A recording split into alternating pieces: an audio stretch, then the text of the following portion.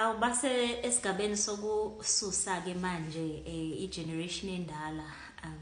sekunesongezo esabantu abadala akufanele ukuthi basithole kodwa ke abantu abadala bakwazi ukuthi ayikho into yamahala njengoba sikulesi sigaba ke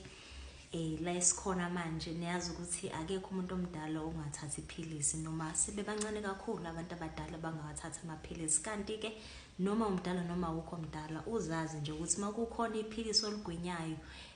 umzimba wakho uzokunikeza inkomba zokuthi hayi khona into engiyithathile ikakhulukazi ke ibonakala ke ngama side effects kanti ke futhi lama side effects kokumangaza ukuthi abonakala kakhulu kulezi zifo lezi okuthiwa lamaphilisi uzowaphuza ungawayeki ngabe ushukela ngabe uBP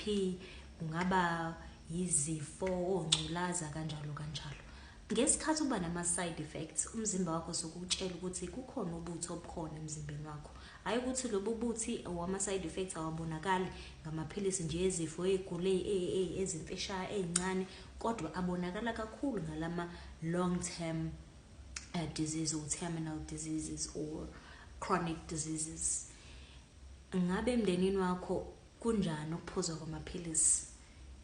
Ngabe wena uyaphuza amaphilisi? Hlukana namaphilisi ayikho into esephilisini ekuphilisayo konke okudingayo ukuthi kukuphilise kukuwe ngaphakathi nakwezenzo zakho zezinto ozidlayo. Uma ufuna ukuphila hlukana nesibhedlela hlukana neclinic ungene ekudleni okuyikona kona okuphilayo uphume kwijunk ngoba umzimba wakho uhlakaniphile uzokutshela mangabe ukuthi usufake upoison